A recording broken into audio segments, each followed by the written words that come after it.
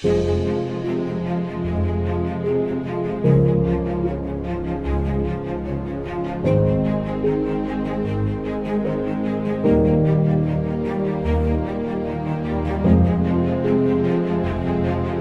судьялык кесип жоопкерчиликти өтө жогорку деңгээлде талап кылган кесип.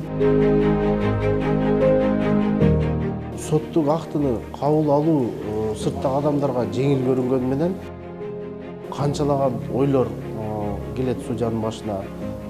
Бул сөз менен айтып берүү кыйын.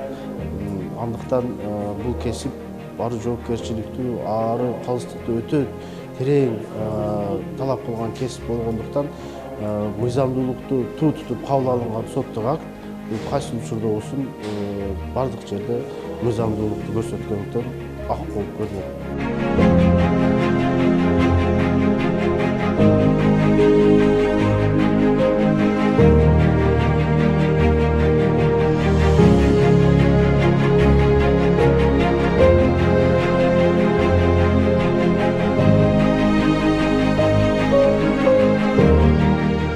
Имараттын бизге керек болгон себеби Кадамжай райондук сотунун кызматкерлеринин саны азыркы күндө 40ка жетип калды. Ошол себептен биздин эски сайыз мезгилине курулган имаратыбыз азыркы заманбап талапка жооп бербейт.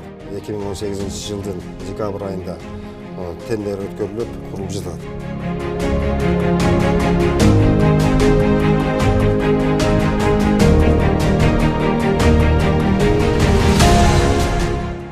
Эки миң 16 жылдын Кыргыз Республикасынын президентинин жарлыгынын негизинде Кадамжай райондук сотунда судья катары иштеп келе жатабыз. Кадамжай райондук сотунда азыркы учурда, азыркы убакта 5 судьябыз иштеп келе жатат. Алардын ичинен бир судьябыз тергөө судья кызматына дайындалган. Учурдан пайдаланып, Кыргыз Республикасынын сот тутумунун 95 жылдык байрамы менен кесиптештеримди чын жүрөктөн куттуктаймын. Иштерине ийгиликтерди каалаймын. Жакшылыктар болсун.